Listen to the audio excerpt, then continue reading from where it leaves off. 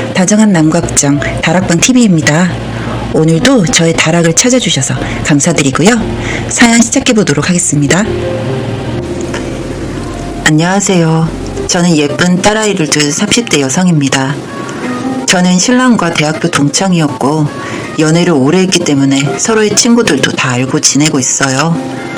저의 신랑은 말주변이 좋고 장난기가 많아서 늘 주변에 사람이 끊이지 않는 사람이었고 모임이나 술자리에 빠지는 날이 없었습니다. 그렇게 학교 생활을 안팎으로 열심히 하던 신랑은 결국 총학생회 회장까지 하고 교수님의 추천으로 공부는 잘 못했지만 괜찮은 직장에 취업을 했고 저와는 졸업 후 모임 자리에서 신랑을 다시 보게 되었는데 사실 처음에는 신랑이 저를 기억도 잘 못했습니다. 저는 학교에서 조용한 편이었고 모임에도 잘 나가지 않는 조용한 성격이었거든요. 그날 오랜만에 친구들과 만나서 술을 주거니 받거니 하다 보니 어느새 제 휴대폰에 신랑의 번호가 저장되어 있었고 그렇게 저희는 만나게 되었습니다. 조용한 저와 달리 활달한 신랑이 저에게는 너무 매력 있었던 것 같아요. 중간중간 신랑의 말실수로 인해 다투는 경우도 많았지만 바뀌겠다는 신랑의 말을 믿고 저희는 결혼까지 하게 되었습니다.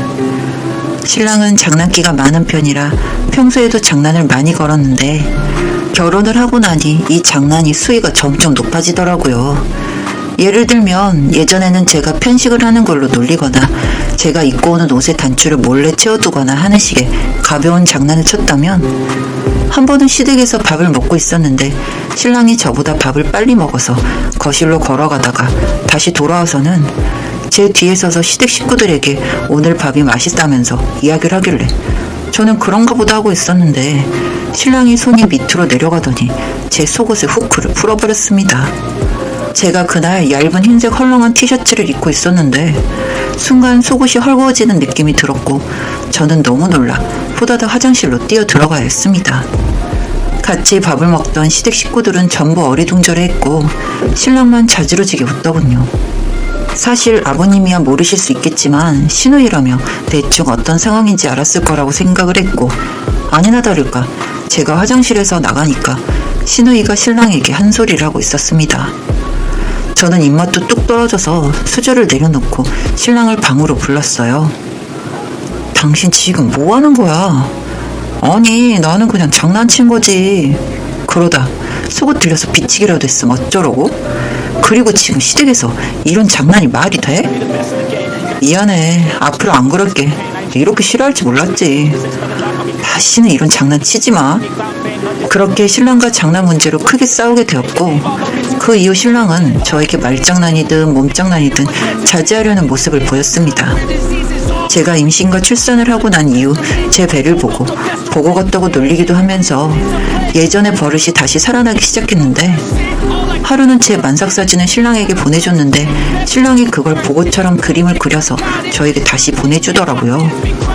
그런데 제 배에 휴대폰으로 사진을 그려둔 게 귀여워서 아무 대꾸를 안 했는데 알고 보니 신랑이 그 사진을 시댁 카톡방에 보내면서 우리 와이프 보고 품고 있는 중 이런 식으로 말을 했더라고요.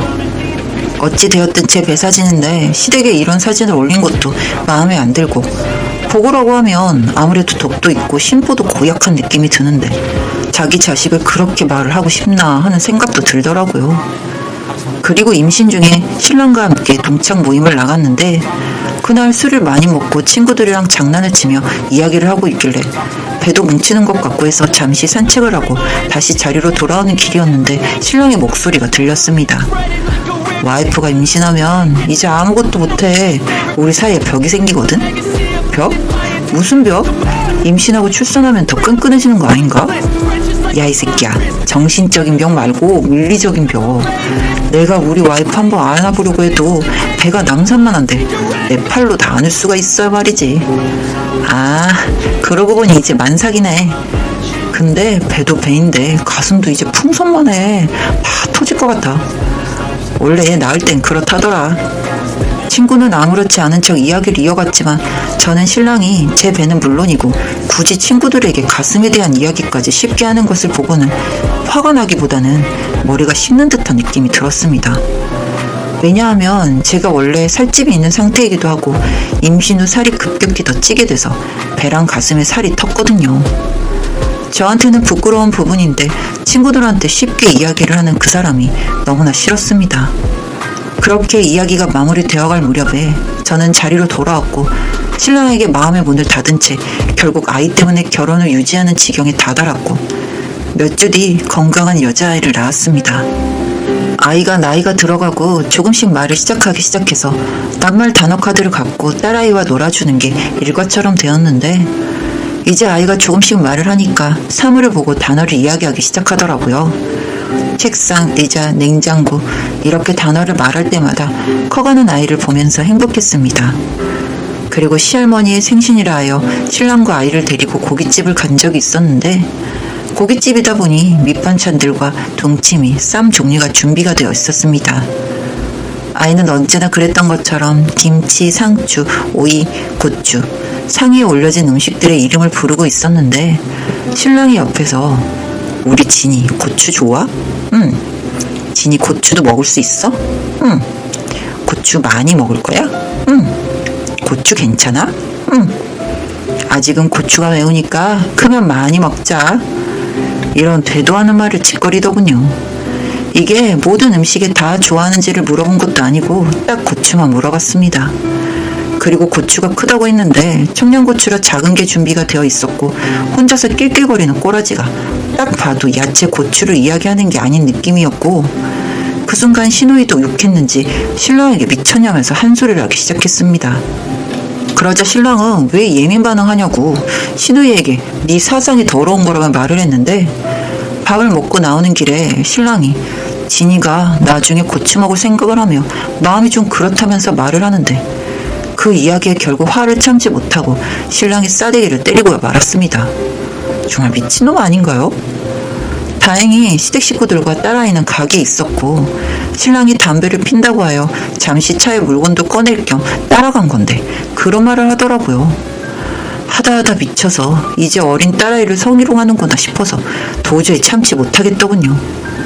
신랑은 버럭하더니 저를 막 흔들면서 왜 때리냐고 미쳤냐면서 소리를 질러서 시댁 식구들도 다 나왔고 저는 죄송하다 인사를 드리고 딸아이와 택시를 타고 본가로 갔습니다. 신랑은 뭐가 잘못된 건 줄도 모르고 있다가 밤에 전화가 와서는 길길이 날뛰더라고요. 어디야? 나 친정 왔어.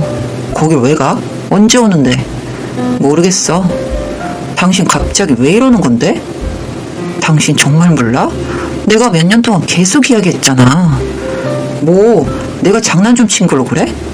그래, 나 당신이 나 임신 때 모임에서 배가 남산만 하다느니 가슴이 수박만해졌다느니 목이 다 갈라졌다느니 그런 말 한 귀로 듣고 흘리려고 했어.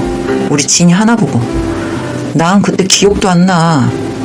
그동안 얼마나 내 이야기를 쉽게 하고 다녔으면 그게 기억이 안 날 수가 있어? 오늘 어른들도 다 계신 자리에서 당신 딸한테 고추가 크니 어쩌니 먹을 거니 어쩌니 그런 얘기가 왜 나와? 그렇게 장난인 척하면 무슨 이야기인지 아무도 모를 것 같았어? 오죽하면 아가씨가 그렇게 길길이 달뛸까? 학대 해석 좀 하지마. 그냥 눈앞에 보여서 말한 것뿐이야. 고추 옆에 오이랑 당근도 있었는데 왜 하필 그거고 나중에 고추 먹을 생각을 하며 마음이 이상하다는 말을 왜 해? 앞뒤가 안 맞잖아. 고추가 안 들어가는 음식 있어? 마음이 이상하다는 게 말이 안 되잖아. 그래, 할 말 없겠지. 우리 이혼하자. 무슨 이런 일로 이혼이야? 당신 평소에 말 함부로 하고 험하게 하는 거 다 이해하려고 했지만 딸한테까지 그런 식으로 하는 거 보니 정말 안 되겠다 싶어서 그래. 그만해 우리. 그 말을 끝으로 신랑은 입에 담기 힘든 상스러운 욕을 했고 제 휴대폰이 통화 내용이 자동 저장되는 거라 그 내용들이 고스란히 담겨 있었습니다. 신랑은 결국 화를 참지 못하고 저희 집으로 찾아와 문 앞에서 난동을 부리다가 주민 신고를 받고 출동한 경찰에게 끌려갔고 얼마 뒤 저희는 이혼을 했습니다. 이혼 과정도 깔끔하진 않았고 정말 또 한 번 이 인간은 쓰레기 같은 놈이라는 걸 깨닫기만 했습니다.